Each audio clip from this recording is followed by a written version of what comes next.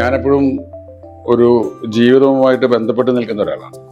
സ്വതന്ത്ര ജീവിതം, അല്ലെങ്കിൽ നമ്മുടെ കുടുംബത്തോടൊപ്പം, അല്ലെങ്കിൽ നാട്ടുകാരോടൊപ്പം. നാട്ടിൽ തന്നെ ജീവിക്കുന്നതുകൊണ്ട് നമ്മുടെ ഈ സൊസൈറ്റിയിൽ ഉണ്ടാകുന്ന എല്ലാ മാറ്റങ്ങളും നമ്മൾ തിരിച്ചറിയുന്നുണ്ട്. അത് സാംസ്കാരികമായാലും രാഷ്ട്രീയമായാലും ഒക്കെ നമ്മൾ കാണുന്നുണ്ടല്ലോ. അതിൻ്റെ കൂടെ സഞ്ചരിക്കാൻ പറ്റുന്നതുകൊണ്ടായിരിക്കാം ഈ കാലഹരണപ്പെടാതെ നിൽക്കാൻ സാധിക്കുന്നതെന്നാണ് ഞാൻ വിചാരിക്കുന്നത്.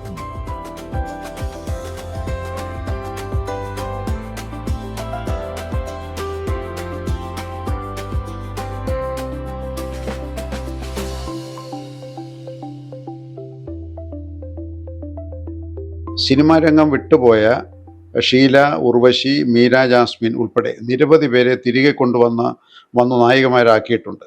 പ്രതിഭയുള്ള ധാരാളം നടിമാർ സിനിമാ രംഗത്ത് നിറഞ്ഞു നിൽക്കുമ്പോൾ ഇങ്ങനെ ഒരു തീരുമാനത്തിന് പ്രേരണയായ സംഗതി എന്താണ്? അത് ഒരു സിനിമയിലൊരു ക്യാരക്ടർ വരുമ്പോൾ നമുക്ക് പരിചയമുള്ള മുഖം ഇത് ഇവർ ചെയ്താൽ കൊള്ളാമെന്ന് നമുക്ക് ഫീൽ ചെയ്യാം. അപ്പോൾ അതിൽ പ്രധാനപ്പെട്ടത് മനസ്സിനക്കരയാണ്. 22 വർഷമായിട്ട് ഷീല അഭിനയ രംഗത്തില്ല. അവർക്ക് താല്പര്യമില്ല. അപ്പോൾ ഈ കൊച്ചു ദേശ എന്നുള്ള ക്യാരക്ടർ രൂപപ്പെട്ടപ്പോൾ രഞ്ജൻ പ്രമോദ് എന്നാണ് എഴുതി. ഞങ്ങൾ രണ്ടാളും കൂടി ആലോചിക്കുമ്പോൾ ആ ഒരു അമ്മച്ചിയെ നമുക്ക് വേണമെങ്കിൽ KPSC ലളിതയ്ക്ക് വേണമെങ്കിൽ ആ റോള് ചെയ്യാവുന്നതാണ്, അല്ലെങ്കിൽ സുകുമാരിക്ക് വേണമെങ്കിൽ ആ റോള് ചെയ്യാവുന്നതാണ്. ധാരാളം പേരുണ്ട്. പക്ഷെ ആ സിനിമയ്ക്ക് ഒരു പ്രത്യേകത വരണമെങ്കിൽ നമുക്ക് ഒരു ഷീല ഇപ്പോൾ ഒരാളുണ്ടെങ്കിൽ അതിലേക്ക് ഒരു അറ്റൻഷൻ വരും. അതിലൊരു കച്ചവട താല്പര്യം കൂടിയുണ്ട്. ഷീല തിരിച്ചു വരുന്നു. എന്നിട്ട് അപ്പൊ ഷീല ആ മുണ്ടും ഇതുപോലത്തെ ഒരു റോൾ ഒരിക്കലും ചെയ്തിട്ടില്ല. ഇല്ല, മുണ്ടും ചട്ടക്കിട്ടുള്ള വേഷത്തിൽ ഷീല ചേച്ചി പണ്ടും കാണാൻ സുന്ദരിയായിരുന്നു, നല്ല രസമായിരുന്നു. ഇപ്പൊ വെളുത്ത കത്രീന എന്നൊക്കെ പടത്തിലൊക്കെ, ഈറ്റ എന്നുള്ള സിനിമയിലൊക്കെ ചെറുപ്പക്കാരിയായിട്ട്. അപ്പോ ഷീല ചേച്ചിനെ കൊണ്ടുവന്നാല് ആ കഥയ്ക്ക്, ആ സിനിമയ്ക്ക് ഒരു അറ്റൻഷൻ കിട്ടും എന്നുള്ളതുകൊണ്ടാണ് കൊണ്ടുവന്നത്. പിന്നെ അച്ചുവിൻ്റെ അമ്മ എന്നുള്ള സിനിമ ചെയ്യുന്ന സമയത്ത് 6 വർഷമായിട്ട് ഉർവശി കല്യാണത്തിന് ശേഷം, പ്രസവത്തിന് ശേഷം ഉർവശി സിനിമയിൽ നിന്ന് മാറി നിൽക്കുകയാണ്. അപ്പോൾ ഞാൻ ഉർവശിനെ കോണ്ടാക്ട് ചെയ്തപ്പോൾ അവർ സിനിമയിൽ അഭിനയിക്കാൻ അപ്പോൾ താല്പര്യമില്ലായിരുന്നു. അവർ അഭിനയം തൽക്കാലം നിർത്തിയേക്കാണ്. അപ്പോൾ ഞാൻ ഉർവശിയോട് പറഞ്ഞു, ഉർവശി ഉണ്ടെങ്കിലേ ഈ കഥ ചെയ്യുന്നുള്ളൂ, അല്ലെങ്കിൽ ഞാൻ കഥ മാറ്റിയിട്ട് വേറെ കഥയിലേക്ക് പോകുന്നു മാത്രം. അങ്ങനെയാണ് ഈ കഥാപാത്രം. അപ്പോൾ അങ്ങനെ ഉർവശിക്ക് അത് താല്പര്യം തോന്നുകയും ഉർവശി അതിലേക്ക് വരികയും ചെയ്തു. അന്ന് ഞാൻ പിന്നീട് പലപ്പോഴും പലരോടും പറയാറുണ്ട്, ചില ആർട്ടിസ്റ്റുകൾക്ക് നമ്മളോടുമുള്ളൊരു സ്നേഹമുണ്ട്, ആ ഒരു വിശ്വാസമുണ്ട്. ഇപ്പോൾ ഉർവശി അതിനു മുമ്പ് എൻ്റെ സിനിമകളിൽ മുഴുവൻ നായികയാണ്, അതായത് ഗ്ലാമറസ് നായികയാണ്. ഇപ്പോൾ പൊന്മുട്ടം തട്ടാനായാലും, മഴവിൽക്കാവടി ആയാലും, തലയണ മന്ത്രായാലും, അതിലൊക്കെ ഹീറോയിൻ, ഈ ചെറുപ്പക്കാരിയായ ഹീറോയിനാണ്. ഉർവശിയോട് ഞാൻ കഥ പറയുന്നേക്കാൾ മുമ്പ് മദ്രാസിൽ വെച്ചിട്ട് ഉർവശിയോട് പറയുന്നത്, ഇങ്ങനെ അച്ചുവിൻ്റെ അമ്മ ചെയ്യുന്നേക്കാൾ മുമ്പ് പേരൊന്നും ഇട്ടിട്ടില്ല, മീര ജാസ്മിൻ്റെ അമ്മയായിട്ട് അഭിനയിക്കണം. പെട്ടെന്ന് ഒരു നായികയായിട്ട് അഭിനയിച്ചിരുന്ന ഒരാൾക്ക് അത് പെട്ടെന്ന് താല്പര്യം തോന്നുന്നില്ല. അതിനു വേണ്ടി തന്നെ പിന്നെ കഥ പറയാമെന്നാണ് ഞാൻ വിചാരിച്ചത്. ഉർവശി പറഞ്ഞ മറുപടി, സത്യേട്ടൻ്റെ സിനിമയാണെങ്കിൽ സുകുമാരി ചേച്ചിയുടെ അമ്മയായിട്ട് ഞാൻ അഭിനയിക്കുന്നതാണ്. അത് നമ്മളോടുള്ള ഒരു വിശ്വാസമാണ്. കാരണം ആ ക്യാരക്ടറിന് ഇമ്പോർട്ടൻസ് ഉണ്ടാവുന്ന ഉർവശിക്ക് അറിയാം. അപ്പോൾ അത് ഞാൻ എപ്പോഴും ഓർമ്മിക്കുന്ന ഡയലോഗാണ്. കാര്യം ഒരു നടിയുടെ അടുത്ത് ഞാൻ പറയുന്നത്, ഉർവശിയുടെ അടുത്ത് പറയുന്നത് മീര ജാസിൻ്റെ അമ്മയായിട്ട് അഭിനയിക്കണം, സത്യേൻ്റെ സിനിമയാണെങ്കിൽ സുകുമാരി ചേച്ചിയുടെ അമ്മയായിട്ട് ഞാൻ അഭിനയിക്കും. പിന്നെയാണ് ഞാൻ ക്യാരക്ടർ പറഞ്ഞു കൊടുക്കുന്നത്. അപ്പോൾ അതൊരു വിശ്വാസം തന്നെയാണ്, അതൊരു വിശ്വാസമാണ്. അപ്പോൾ അതുപോലെ മീര ജോസിനെ അഭിനയിക്കുന്നുണ്ടായിരുന്നില്ല മകൾക്ക് മുമ്പ്. ഞാൻ അങ്ങനെ ഒരു ക്യാരക്ടർ വന്നപ്പോൾ, ആ സിനിമയിലെ ഒരു ശ്രദ്ധിക്കപ്പെടുന്ന സംഗതി വന്നപ്പോൾ ഞാൻ മീര ജോസിൻ്റെ നമ്പർ തേടി പിടിച്ച് ദുബായിലേക്ക് വിളിക്കുകയാണ്. മീര പറഞ്ഞു ഞാൻ വരാമെന്ന് പറഞ്ഞു. ഇത് നമ്മളോടുള്ള ഒരു വിശ്വാസവും സ്നേഹവും കൂടിയുണ്ട് ഇതിൽ. ഇപ്പോൾ ഹൃദയപൂർവ്വം എന്നുള്ള സിനിമയിൽ ഒരു കാമിയോ റോളിൽ ഒരു 4-5 ഷോട്ടിൽ മീര ജാസ്മിൻ അഭിനയിക്കുന്നുണ്ട്. അപ്പോൾ മീര ആ സമയത്ത് ഒരു ബിസിനസ്സൊക്കെ ആയിട്ട് ദുബായിലാണ്, ഇപ്പോഴും ദുബായിലാണ്. അപ്പോൾ ഞാൻ മീരയുടെ അടുത്ത് പറഞ്ഞു, ഒരു റോളെന്നൊന്നും പറയാൻ പറ്റില്ല, ഇവിടെ മോഹൻലാലിൻ്റെ സിനിമയുടെ ലാസ്റ്റ് വരുന്ന കുറച്ച് ഷോർട്സിൽ മീര വന്നാൽ കൊള്ളാമെന്ന് ഞാൻ ആഗ്രഹിക്കുന്നുണ്ട്. എപ്പോഴാണ് വരേണ്ടതെന്ന് പറഞ്ഞാൽ ഞാൻ വരാമെന്ന് പറയാം. ഇത് നമ്മളോടുള്ള ഇവരൊരു സ്നേഹം. അത് അങ്ങോട്ട് നമ്മൾ എങ്ങനെ പെരുമാറുന്നു അതനുസരിച്ചിട്ടാണ്. സാധാരണ ചില ആൾക്കാർ അതിന് തയ്യാറാവില്ല. അതെ, അതൊരു ഇതിലൊരു സ്നേഹം കൂടി കാണുന്നതല്ലേ. ഇപ്പൊ സിനിമ എന്ന് പറഞ്ഞാൽ മതില്ല, ഒരു 2ാം വീടാണ് സിനിമ സെറ്റ് എന്ന് പറഞ്ഞാൽ. എനിക്ക് എൻ്റെ കൂടെ ഒരു 2ാമത്തെ വീടായിട്ട് വരാം. അവിടെ എല്ലാ ആളുകളും എൻ്റെ കുടുംബാംഗങ്ങളാണ്. കഴിഞ്ഞ വർഷം ജനകീയ ഓണപ്പതിപ്പിന് വേണ്ടി മധുസാന്റെ അഭിമുഖമാണ് തയ്യാറാക്കിയത്. മധു, ജയഭാരതി ഇവരുടെയൊക്കെ സാന്നിധ്യം താങ്കളുടെ സിനിമകളിൽ കുറവാണ്. അവരെ ഉൾക്കൊള്ളിക്കാൻ പറ്റിയ കഥാപാത്രങ്ങൾ ഇല്ലാതിരുന്നതാണോ കാരണം? അത് ഞാൻ മധുസാർ ഉള്ള ഒരു മീറ്റിംഗിൽ വെച്ചിട്ടുണ്ട് പറഞ്ഞിട്ടുണ്ട്. മധുസാറിന് പത്മശ്രീ കിട്ടിയപ്പോൾ ഞാൻ പ്രസംഗിക്കുമ്പോൾ മധുസാറായിട്ട് ഏറ്റവും കൂടുതൽ അടുപ്പുള്ള ഒരാളാണ് ഞാൻ. ഇപ്പോഴും മധുസാറിനെ പോയി കാണാറുള്ള ആളാണ്. കാരണം മധുവിന്റെ ഉമാ സ്റ്റുഡിയോയിലാണ് ഞങ്ങൾ ആദ്യം വർക്ക് ചെയ്തിരുന്നത്. മധുസാറിന്റെ കൂടെയാണ്. അപ്പോൾ അസ്തമയം അല്ലെങ്കിൽ ശുദ്ധികലശം ഇതൊക്കെ ചന്ദ്രകുമാർ ഡയറക്ട് ചെയ്ത പടങ്ങളിൽ മധുസാറാണ് കൂടുതൽ ഹീറോ. ചന്ദ്രകുമാറിന്റെ കാര്യം കഴിഞ്ഞ വർഷം പ്രത്യേകം പറഞ്ഞു. അതെ. അപ്പൊ ആ സിനിമകളിലൊക്കെ ഞാൻ അസോസിയേറ്റ് ഡയറക്ടറാണ്. അപ്പൊ മധുസാറായിട്ടാണ് ഏറ്റവും കൂടുതൽ. ഇപ്പോൾ അസ്തമയം അല്ലെങ്കിൽ ശുദ്ധികലശം എന്നുള്ള സിനിമയൊക്കെ സ്ക്രിപ്റ്റ് റൈറ്റർ വേറെ ആണെങ്കിലും മധുസാറാണ് അത് കറക്റ്റ് ചെയ്തിട്ട് എഴുതുക. ഇത് എഴുതാനായിട്ട് കൊണ്ടുപോകുന്നത് പലപ്പോഴും എന്നെയാണ്. കാര്യം മധുസാർ പറയും, കൈകൊണ്ട് എഴുതുന്നത് വളരെ അപൂർവമാണ്. ഞാനത് എഴുതിയിരിക്കും. അങ്ങനെ ഉണ്ടായിരുന്ന ഒരു അത്ര വൈകുന്നേരം സത്യം പറഞ്ഞു കഴിഞ്ഞാൽ കണ്ണമല വീഡിയോ സ്റ്റുഡിയോ എന്ന് പോകുമ്പോൾ ഞാനും കൂടി കാറിലിരിക്കും. എന്നിട്ട് നമ്മൾ അവിടെ ചെന്ന് ഭക്ഷണം അവിടെ നിന്ന് ഒന്നിച്ച് കഴിക്കും. അത് കഴിഞ്ഞാൽ ഇപ്പോൾ സീൻ നാളത്തെ സീനിതാണ് എന്ന് എഴുതിക്കുമെന്ന് പറഞ്ഞാൽ ഞാൻ പേപ്പർ എടുത്തിട്ട് നോട്ട് ചെയ്യും. ഈ ഷോർട്ട് ഹാൻഡ് എഴുതുന്ന പോലെ മധുസാർ ഡയലോഗ്സ് അങ്ങനെ പറഞ്ഞുകൊണ്ടിരിക്കും. അത് തിരിച്ചു വന്ന് കോപ്പി ചെയ്തിട്ടാണ് നമ്മൾ അത്രയും അടുപ്പമുള്ള ആളാണ്. അപ്പൊ ഞാൻ മധുസാറിന്റെ അടുത്ത് പറഞ്ഞു, പേടി കൊണ്ടുള്ള ഒരു ബഹുമാനം കാരണമാണ് ഞാൻ വിളിക്കാത്തത്. കാര്യം മധുസാറിനെ ക്യാമറയുടെ മുന്നിൽ നിർത്തി അഭിനയിപ്പിക്കാൻ നിർദ്ദേശം കൊടുക്കണ്ടേ. ആ സാർ അങ്ങനെ ചെയ്തോളൂ ഇങ്ങനെ ചെയ്തോളൂ. അപ്പൊ പുള്ളി പലപ്പോഴും പറയാറുണ്ട്, ഈ അനുസരിക്കാൻ ഏറ്റവും മടിയുള്ള ഒരാളാണ് ഞാൻ. അച്ഛനെ പോലും അനുസരിക്കാൻ ബുദ്ധിമുട്ടാന്ന് പറയും പണ്ടൊക്കെ. അപ്പൊ ഞാൻ ശരിക്കും മധുസാറിനെ ആ സമയത്ത് ചിന്തിച്ചാൽ ആക്ച്വലി എന്റെ കഥകളിൽ മധുസാറ് വേണമെന്നുള്ള റോള് വന്നിട്ടില്ല. മസ്റ്റായിട്ട് റോള് വന്നാൽ ഞാൻ മധുസാറിനെ വിളിക്കും. പക്ഷെ മധുസാറിനോട് ഞാൻ തമാശയായി പറഞ്ഞിട്ടുള്ളത് എനിക്ക് പേടിയുള്ളതുകൊണ്ടാണ് വിളിക്കാത്തതെന്നാണ്. എനിക്ക് വലിയ സ്നേഹമുള്ള. അതുപോലെ തന്നെ ജയഭാരതി ആ കാലഘട്ടത്തിൽ ഇങ്ങനെ നിറഞ്ഞു നിന്നൊരു നടിയാണ്. അതെ. അല്ല, ഞാൻ എന്റെ സിനിമകള് ഞാൻ ഡയറക്ട് ചെയ്യാൻ തുടങ്ങുമ്പോഴേക്കും ജയഭാരതി പതുക്കെ ഫെയ്ഡ് ഔട്ട് ആയി രംഗം വിട്ടു തുടങ്ങി. ഞാൻ അസിസ്റ്റന്റ് ഡയറക്ടർ ആയിരിക്കുമ്പോൾ കുറെ പടങ്ങൾ ജയഭാരതി കൂടെ വർക്ക് ചെയ്തിട്ടുണ്ട്. ചന്ദ്രകുമാറിന്റെ പടത്തിലൊക്കെ ജെയ്സിയുടെ പടത്തിലൊക്കെ ഞാൻ അസിസ്റ്റന്റ് ആയിരിക്കുമ്പോൾ അവൾ വിശ്വസിച്ചായിരുന്നു, ആരും അന്യരില്ല എന്നുള്ള സിനിമയിലൊക്കെ ചെയ്തിട്ടുണ്ട്, ഞാൻ ചെയ്തിട്ടുണ്ട്. അപ്പോൾ ചേച്ചി ജയഭാരതി അക്കാന്നാണ് ഞാൻ വിളിക്കുക. ഞങ്ങൾ തമ്മിൽ എല്ലാവരും ഇവിടെ വന്നിട്ടുണ്ട്. എൻ്റെ വീട്ടിൽ മോന്റെ കല്യാണം വിളിക്കാനൊക്കെ ഇവിടെ വന്നിട്ടുണ്ട്. ടി.പി. ബാലഗോപാലൻ MA ഉൾപ്പെടെ 4 സിനിമകളാണ് 1986 സംവിധാനം ചെയ്തത്. ഇതെങ്ങനെ സാധ്യമായി? 4 എന്ന് പറഞ്ഞാൽ എനിക്ക് തോന്നുന്നു 5 ഉണ്ടെന്ന് സംശയം എനിക്ക്. അത് ആകല്ലോ, അതായത് ഞാനിങ്ങനെ നോക്കിയപ്പോൾ 5 ഉണ്ടെന്ന് എനിക്ക് തോന്നുന്നു 86. അതായത് 2 സിനിമ അതിന് മുമ്പത്തെ കൊല്ലത്തെയാണ്. ഗായത്രി ദേവി എൻ്റെ അമ്മ, പിന്നെ പപ്പൻ റിലീസ് ചെയ്തത് 86ലാണ്. പക്ഷെ ഈ 3 സിനിമകളും സ്ക്രിപ്റ്റ് എഴുതി ഡയറക്റ്റ് ചെയ്തത് ഈ ഒറ്റ കൊല്ലമാണ്. അതായത് T P. Balagopalan MA, Gandhinagar second street, സന്മനസ്സുള്ള സമാധാനം. അതൊരു അത്ഭുതമാണ്. കാര്യം 3 ഭയങ്കര ഹിറ്റായ സിനിമകൾ, വളരെ നോട്ട് ചെയ്യപ്പെട്ട് ഇപ്പോഴും ആൾക്കാർക്ക് ഓർമ്മയുള്ള സിനിമകൾ. അത് ശ്രീനിവാസൻ എന്ന റൈറ്ററും ഞാനും കൂടിയിട്ട് ഒന്നിച്ചിരുന്നിട്ട് വളരെ പെട്ടെന്ന് ഉണ്ടാക്കിയ സിനിമകളാണ് 3 അപ്പൊ അതൊരു വളരെ പെട്ടെന്ന് ഉണ്ടാക്കുന്നതാണെങ്കിൽ അതിനകത്തൊരു പെർഫെക്ഷൻ നിർബന്ധം കാണില്ല. അല്ല, പെർഫെക്ഷനോട് കൂടി തന്നെയാണ്. അന്ന് അത്രയും അതിനകത്തൊരു ടൈം ഒരു പ്രധാന വിഷയമല്ലേ. അല്ല, എന്താ പറയുക, ഇന്നത്തെ അത്രയ്ക്ക് ദിവസങ്ങൾ അന്ന് ഷൂട്ട് ചെയ്യാൻ എടുക്കാറില്ല. കിട്ടില്ല, ഷൂട്ട് ചെയ്യേണ്ട ആവശ്യമില്ല. ഇപ്പൊ നമുക്കിപ്പോ ഒരു പാട്ട് സീൻ പോലെ ഇപ്പോഴത്തെ അത്രയും സമയം വേണ്ടല്ലോ. വേണ്ടെന്ന്, ഒരു ദിവസം ഒരു പാട്ടും ഒരു സീൻ കൊടുക്കും. ആ രീതിയിലാണ്. ഇന്നൊരു പാട്ട് തീർക്കുകയാണെങ്കിൽ 5 ദിവസം. അതെ. അപ്പൊ 21 ദിവസം കൊണ്ടാണ് വരവിലിപ്പ് എന്നുള്ള പടം ഷൂട്ട് ചെയ്തത്. അതിൽ പാട്ടും ഫൈറ്റും ഒക്കെ അടക്കം. സന്മനസ്സുള്ള സമാധാനം എന്നുള്ള സിനിമ ഷൂട്ട് ചെയ്തത് വെറും 19 ദിവസമാണ്. മനസ്സിലായില്ലേ? ഇന്നിപ്പോ ഒരു എറണാകുളത്താണ്. അത് എറണാകുളത്താണ്, ആ വീട്ടിലാണ്. അന്നത്തെ ഒരു ഷൂട്ടിംഗ് രീതിയിൽ നിന്ന് ഒരുപാട് മാറ്റം വന്നു. അത് അന്നൊക്കെ എങ്ങനെയാ വെച്ചാൽ നേരം വെളുക്കുന്നതിന് മുമ്പ് നമ്മൾ ലൊക്കേഷനിലേക്ക് പുറപ്പെടും.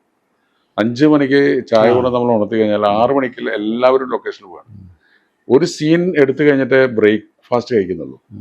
ഇന്ന് നമ്മൾ ലൊക്കേഷനിലെത്തി ബ്രേക്ക്ഫാസ്റ്റ് കഴിഞ്ഞിട്ടാണ് പടം സീൻ സ്റ്റാർട്ട് ചെയ്യുന്നത്. അപ്പൊ കുറച്ചുകൂടി റിലാക്സ്ഡ് ആയി, അത്രയേ ഉള്ളൂ. വേറെ പ്രശ്നങ്ങളൊന്നുമില്ല. അന്ന് നമുക്ക് വളരെ വേഗം ഇന്നത്തെ പോലെ അത്രയ്ക്കും ഈ എക്യുപ്മെന്റ്സ് ഇല്ല. മനസ്സിലായില്ലേ? ഒരു ക്രെയിനും ഒരു ട്രോളിക്ക് അപ്പുറത്ത് വേറെ ഒന്നുമില്ല. സജ്ജീകരിക്കാൻ അധികം സമയം എന്നാലും പെർഫെക്ഷനുള്ള സിനിമകൾ ഉണ്ടായിട്ടുണ്ട്. അപ്പൊ അത് അന്ന് സമയത്തിനേ ഉള്ളൂ. 19 ദിവസം വേണ്ട ഷൂട്ട് ചെയ്യാൻ. അപ്പൊ ഒരു 2 മാസം 2.5 മാസം കൊണ്ട് ഒരു സിനിമ എഴുതി റെഡിയാക്കിയാണ്. അപ്പൊ 3 മാസം കൊണ്ട് പടത്തിന്റെ അതുപോലെ പ്രമേയം കിട്ടണമെന്നുള്ള ഒറ്റ കാര്യം. അത് പിന്നെ ശ്രീനി കൂടെയുള്ളതുകൊണ്ട് മാത്രം പറ്റുന്ന. അത് ഞങ്ങൾ രണ്ടുപേരും. പിന്നെ ആ ചെറുപ്പമല്ലേ, 30കളുടെ തുടക്കകാലം, 30 വയസ്സിന്റെ തുടക്കകാലം. എത്ര മണിക്കൂർ വേണമെങ്കിലും പണിയെടുക്കും. നമ്മൾ കുറച്ചും കൂടി ബ്രൈറ്റ് ആണ്. പിന്നെ ഇതുപോലുള്ള ഓപ്പോസിഷൻസ് അല്ലെങ്കിൽ ഇതുപോലെ കൂടുതൽ നമ്മൾ ചിന്തിക്കേണ്ടതില്ല. ഇന്നിപ്പോ എന്ന് വെച്ചാല് തിയേറ്റേഴ്സ് വെച്ചാൽ വൈഡ് റിലീസാണ്. അതിൽ ഒന്നിച്ചൊരു ദിവസം 200 തിയേറ്ററിലൊക്കെ റിലീസ് ചെയ്യണം. അന്ന് 14 തിയേറ്റർ 15 തിയേറ്ററിലാണ് റിലീസ് ചെയ്യുന്നത്. ഒരു അടുത്ത 1-2 ദിവസം സിനിമ കയറി ക്ലിക്ക് ചെയ്തിട്ടില്ലെങ്കിൽ തന്നെയും അത് ആളുകളിലേക്ക് എത്താനൊരു സമയം കൊടുക്കും. അപ്പോൾ ഒരാഴ്ച കഴിഞ്ഞിട്ടൊക്കെയാണ് ചില പടങ്ങൾ ഹിറ്റാവുന്നത്. മാത്രമല്ല അന്നൊക്കെ എൻ്റെ നാട്ടിലെ കടക്കൽ എന്നൊക്കെ പറയുന്ന ഒരു ഗ്രാമപ്രദേശമാണ്. അവിടുത്തെ തിയേറ്ററിൽ പിന്നെ സാന്റേക്ക് ഒരു സിനിമ എത്തുന്നത് മിക്കവാറും ഒരു 6-7 മാസം കഴിഞ്ഞിട്ട് A, B, C എന്ന് പറഞ്ഞ കാറ്റഗറി ഉണ്ടല്ലോ.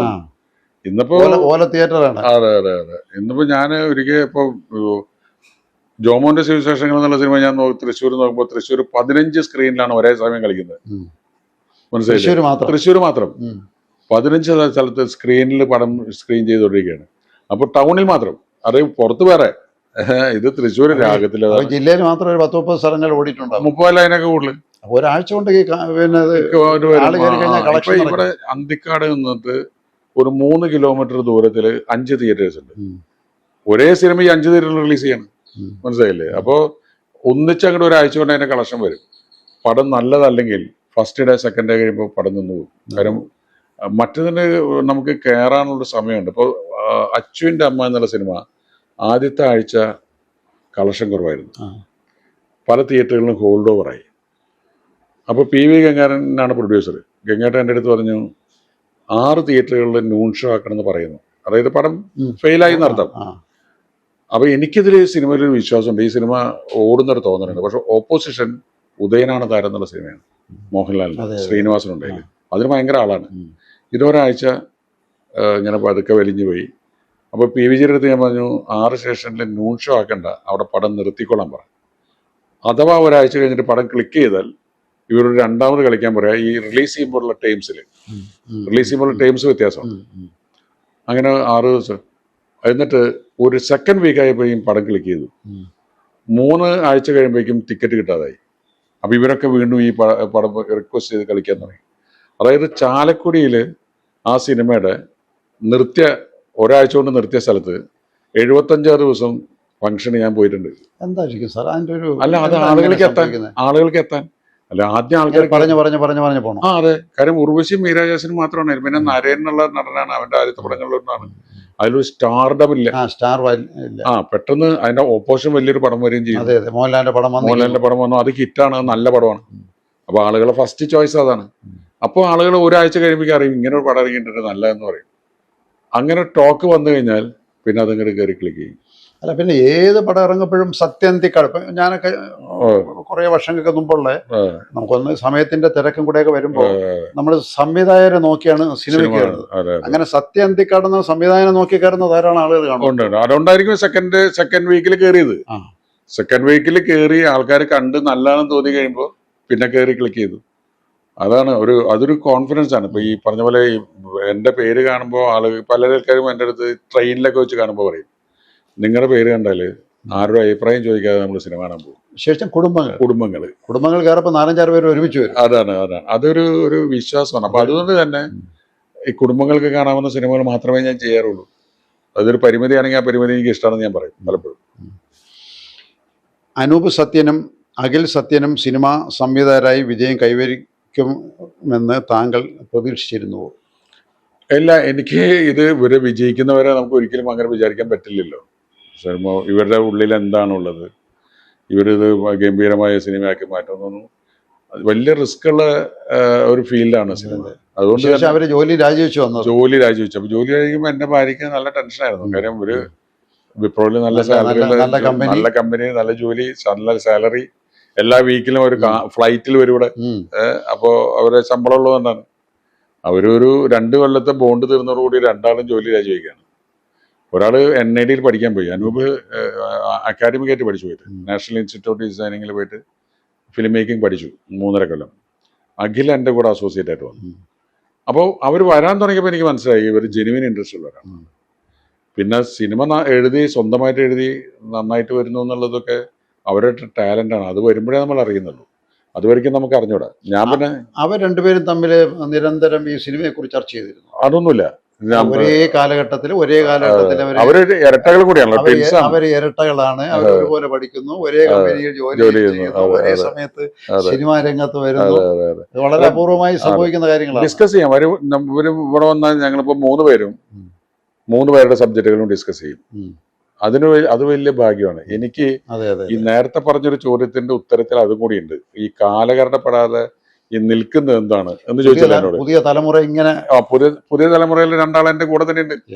അപ്പോ എന്റെ കൂടുതൽ അവരായിട്ട് കമ്മ്യൂണിക്കേറ്റ് ചെയ്യുന്നത് അവരായിട്ട് അത് വേണ്ട വെച്ചാൽ അത് മോശമായിരിക്കും പറയാൻ അവർക്ക് മടിയില്ല. അപ്പോ എന്തുകൊണ്ടാണ് ഈ ഇത്ര കൊല്ലം കഴിഞ്ഞിട്ടും സ്റ്റാൻഡ് ചെയ്യുന്നതെന്ന് നേരത്തെ ഒരു ചോദ്യം ചോദിച്ചു. അതിന്റെ ഒരു ആഡ് ചെയ്യേണ്ട ഉത്തരം ഇതാണ്. കാരണം 2 യുവ സംവിധായകർ എന്റെ വീട്ടിൽ തന്നെയുണ്ട്.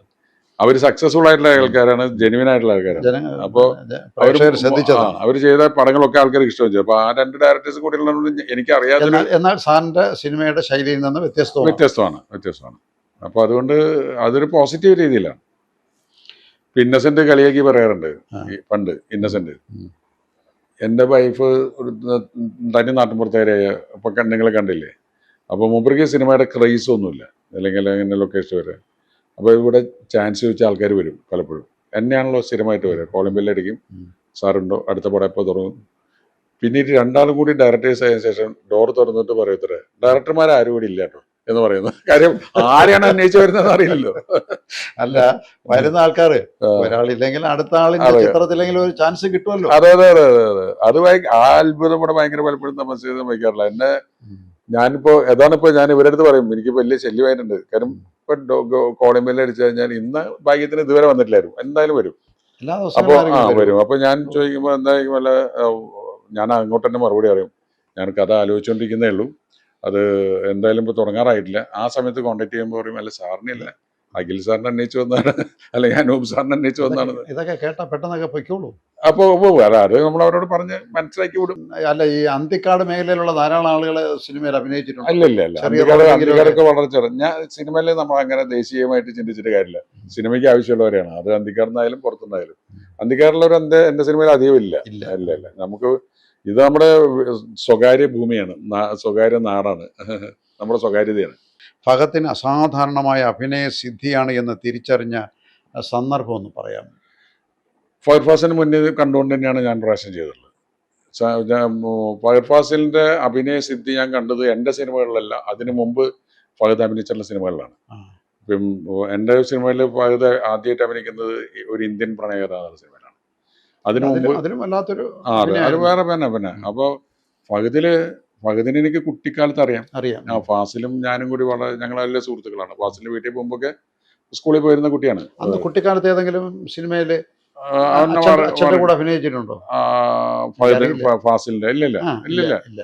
ഫഹദ് ആദ്യത്തെ സിനിമയിൽ തന്നെയാണ് വന്നത്. അപ്പോൾ അന്ന് ഫഹദിനെ നമുക്ക് കണ്ടിട്ടുണ്ട്. അപ്പോൾ അത് ഇപ്പൊ ഞാനും ഫാസിലും കൂടി വല്ല സിനിമ കാണാനിരിക്കുമ്പോൾ ഷാനു എന്നാണ് വിളിക്കുക. ഷാനു, ഞാൻ മറ്റേ കാസറ്റ് ഒന്നിട്ട് എന്ന് പറഞ്ഞാൽ ഇവൻ കൊണ്ടുവന്ന് നമ്മുടെ മുമ്പിൽ കാസറ്റ് കിട്ടി പോകുന്ന കുട്ടിയാണ്. പക്ഷേ ഇവന്റെ ഷാനു ഫഹദ് അഭിനയിച്ച ഈ രഞ്ജിത്ത് 10 കഥകൾ വെച്ചിട്ടൊരു ഒരു 10 മിനിറ്റുള്ള കഥകൾ വെച്ചൊരു സിനിമ ചെയ്തിരുന്നു. എനിക്ക് കേരള കഫേ എന്നാ മറ്റാണെന്ന് തോന്നുന്നു അതിന്റെ പേര്. കേരള കഫേ. അതിൽ ഒരു 10 മിനിറ്റിന്റെ സ്റ്റോറി, 10-15 മിനിറ്റിന്റെ സ്റ്റോറി ചെയ്തത് നായകൻ ഇവരാണ്. അതിൽ ഞാൻ കണ്ടപ്പോൾ തന്നെ ഫാസിലിനെ ഞാൻ വിളിച്ചു പറഞ്ഞു, അപാരമായ ടാലൻ്റാണ് കേട്ടോ ഷാനുവിന്, അവൻ്റെ എക്സ്പ്രഷൻസ് ഒക്കെ ഭയങ്കര രസമാണെന്ന് പറഞ്ഞിരുന്നു. അതിനു മുമ്പ് പുള്ളി കയ്യെത്തും ദൂരത്തുള്ള സിനിമയിൽ അഭിനയിച്ചു കൊടുത്ത് നാട് വിട്ട് പോയതാണ്. സിനിമ വേണ്ട വെച്ച് പോയ ആള്.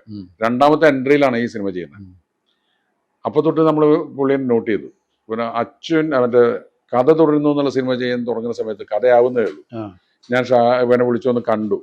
അപ്പോൾ എനിക്ക് തോന്നി അതിൽ അത്ര വലിയൊരു ക്യാരക്ടർ അല്ലാത്തതുകൊണ്ട് അത് ചെയ്യേണ്ടെന്ന് വിചാരിച്ചു. പിന്നെ 24 കാതം എന്നുള്ള സിനിമ, അങ്ങനെ കുറേ ഇതിൻ്റെ പടങ്ങൾ കണ്ടിട്ടാണ് ഇന്ത്യൻ പ്രണയകഥ ചെയ്യുന്നത്. ഞാനതിൽ ആകെ വരുത്തിയ ചേഞ്ച് മോഡേൺ ക്യാരക്ടേഴ്സാണ് പുള്ളി ചെയ്തിരുന്നൊക്കെ. ഒരു യൂത്ത് കോൺഗ്രസ്സുകാരനായിട്ട് ഒരു സാധാരണ മുണ്ടും ഷർട്ടും ഇട്ടിട്ട് പുള്ളി ചെയ്യുന്ന ആദ്യത്തെ സിനിമ. അപ്പോൾ ഇക്ബാൽ കുറ്റിപ്പുറം ഞാനും കൂടി ചിന്തിച്ചിട്ട് ഞങ്ങൾ രണ്ടുപേരും ആലോചിച്ചാണ് പുള്ളിനെ നാടനാക്കാം, നാട്ടുമ്പുറത്തരനാക്കാം. അങ്ങനെ ഒരു ആശയം. അത് എന്തൊരു മനോഹരമായിട്ടാണ് പുള്ളി അത്. സാറിന്റെ ഒരു നിർദ്ദേശപ്രകാരം അല്ലാതെ അദ്ദേഹം തന്നെ ഒരു സ്വന്തം ശൈലിയിൽ അങ്ങനെ അങ്ങ് മാറിയതാണോ? അല്ല, അതിലൊക്കെ പുള്ളി സ്വന്തം ശൈലിയുണ്ട്. അപ്പൊ അതില് ഒരു പ്രകടനം നടക്കുമ്പോൾ ലാത്തി ചാർജ് കാണുമ്പോൾ ഫഹദ് പോക്കറ്റും പൊത്തിപ്പിടിച്ച് ഓടുന്ന ഒരു ഷോട്ട് ഓടുന്നുണ്ട് ആ തലചിരിക്കുന്ന രംഗങ്ങള്. അപ്പൊ എന്റെ അടുത്ത് പറഞ്ഞിട്ടുണ്ട് ഇത് ബാപ്പ പണ്ട് ബസ്സിന്റെ പിന്നാലെ ഓടുന്ന ഞാൻ കണ്ടിട്ടുള്ളതാണ്.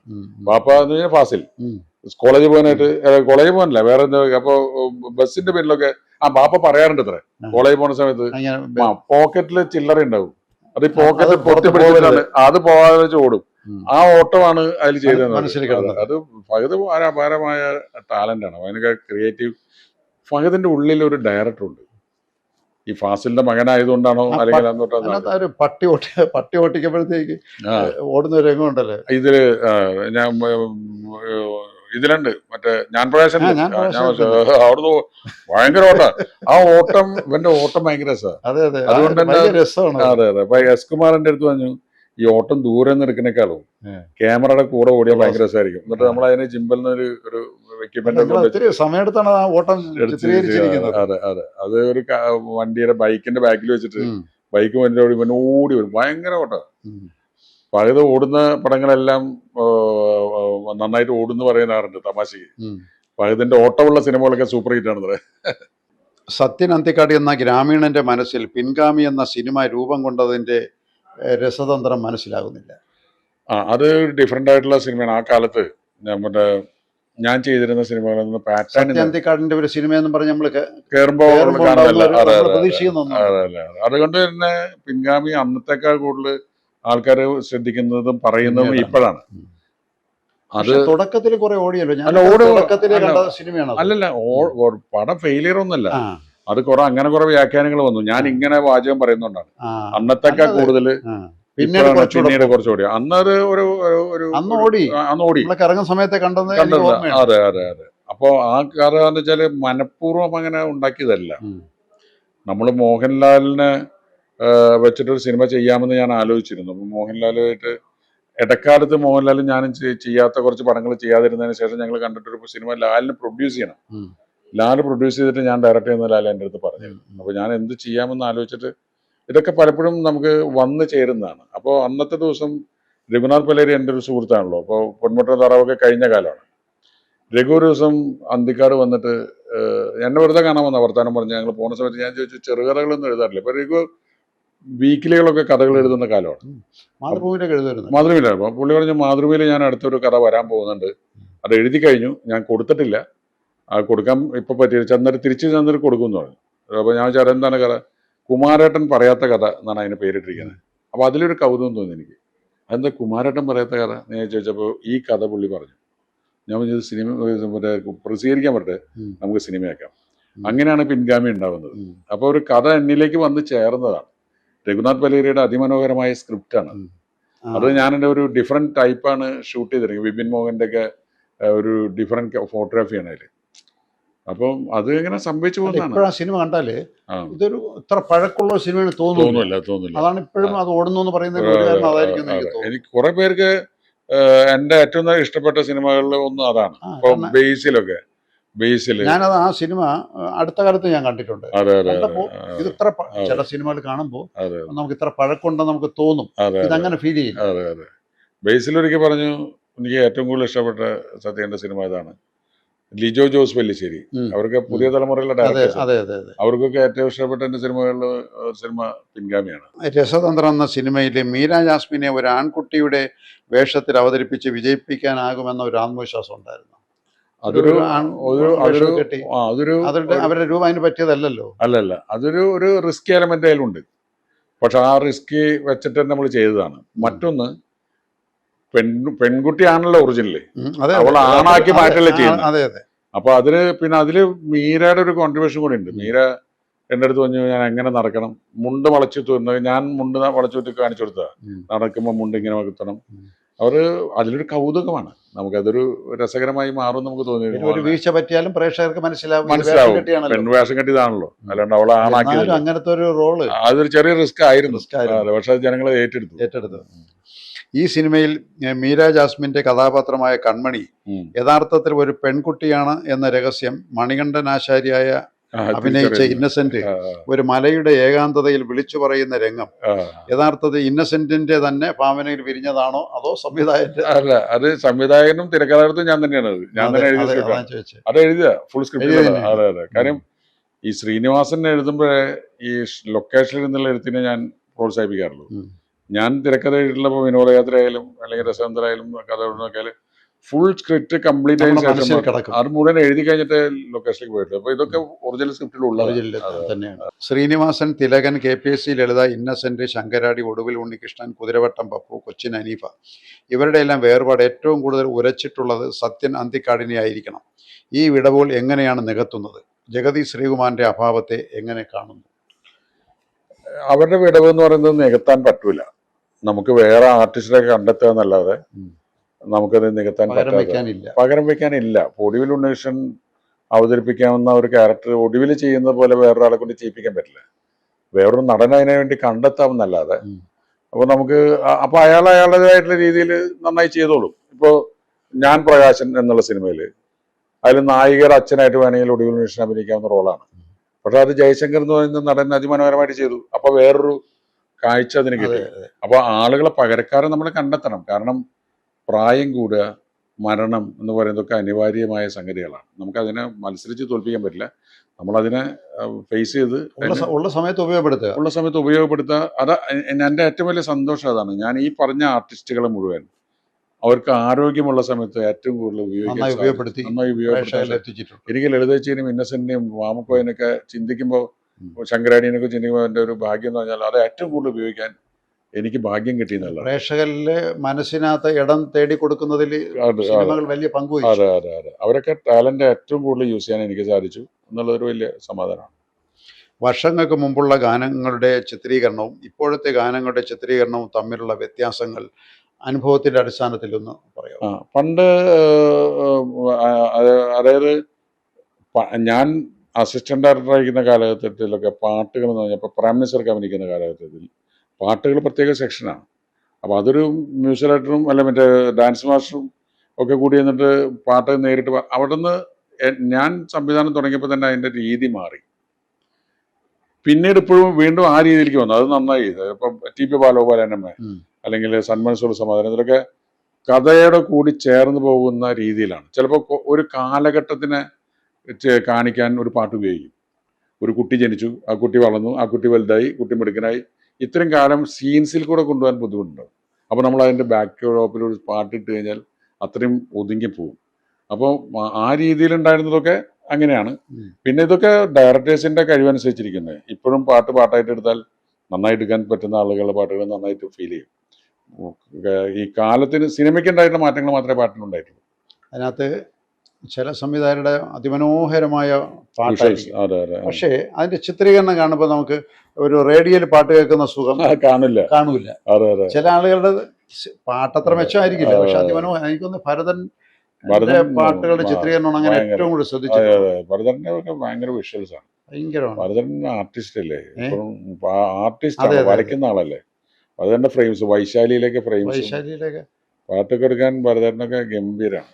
ഭരതൻ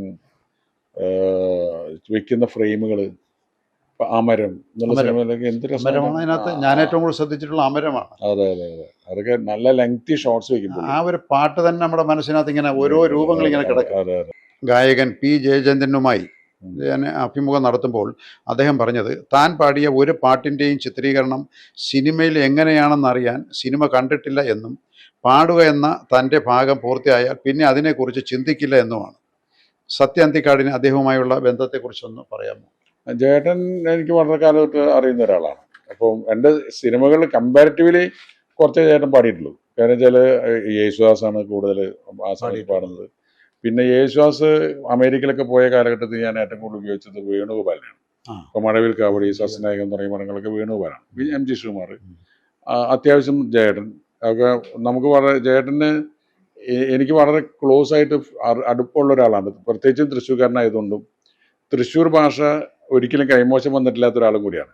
എപ്പോഴും സംസാരിക്കുമ്പോൾ അപ്പം അതിനൊരു ഓർമ്മ എന്ന് പറയുന്നത്, യാത്രക്കാരെ ശ്രദ്ധിക്കുന്നുള്ള സിനിമയുടെ തുടക്കത്തിന് മുമ്പ് ഒരു ദിവസം മദ്രാസിൽ ഒരു പോണ്ടി ബസാർ എന്നുള്ള സ്ഥലത്ത് വെച്ച് ഞാൻ ചേട്ടനെ കണ്ടു. എൻ്റെ അടുത്ത് പറഞ്ഞൊരു ചേട്ടൻ അനിയനെ ശാസിക്കുന്ന പോലെ, എന്താണ് നീ ഇപ്പം എൻ്റെ പടത്തിൽ എന്നെ വിളിക്കാത്ത, നീ എന്നെ കൊണ്ട് പാട്ട് പഠിപ്പിക്കുന്നില്ലല്ലോ, ആ ജോൺസന്റെ അടുത്ത് പറയട്ടെ എന്ന് പറഞ്ഞു. ഞാൻ ജോൺസനോട് പറഞ്ഞു, ചേട്ടൻ തിരി ചൂടിലാണ്, അടുത്ത പടത്തിലെ 2 പാട്ടും ജയേട്ടനെ പാടിയത്. ഓ ഒന്ന് എന്നുള്ള പാട്ടും വേറെ ഒരു പാട്ടും. അപ്പൊ അങ്ങനെ ശ്വാസിക്കാൻ പോലും സ്വാതന്ത്ര്യമുള്ള ഒരാളാണ്, വളരെ ശുദ്ധനായ ഒരാളാണ്. പിന്നെ ഇന്നസെന്റിന്റെ വലിയ അടുത്ത സുഹൃത്താണ്, ഇപ്പൊ ഇരിങ്ങാലക്കുടക്കാരനായിരുന്നല്ലോ. അപ്പോൾ അങ്ങനെയുള്ള സൗഹൃദങ്ങളുണ്ട് നമുക്ക്. പിന്നെ ജയേട്ടന്റെ ശബ്ദത്തിന്റെ ഒരു പ്രത്യേകത, ഒരു മാസ്മരിക ശബ്ദമാണ്, നിലാവ് പോലുള്ള ഒരു ശബ്ദമാണ്. മരിക്കുന്നതിന് 1 വർഷം മുമ്പ് പോലും പാടിയ പാടി പാട്ടുകൾ, ലളിതഗാനങ്ങളൊക്കെ അതെ, അതെ. മനോഹരമായിരുന്നു. ഒന്നിനി ശ്രുതി താഴ്ത്ത് പാടുക ആ പാട്ടൊക്കെ, അല്ലെങ്കിൽ നെന്മണിയറയില് എന്നൊക്കെ കേൾക്കുമ്പോൾ പാട്ടല്ലാത്ത ഒരു ലോകമില്ലായിരുന്നല്ലോ.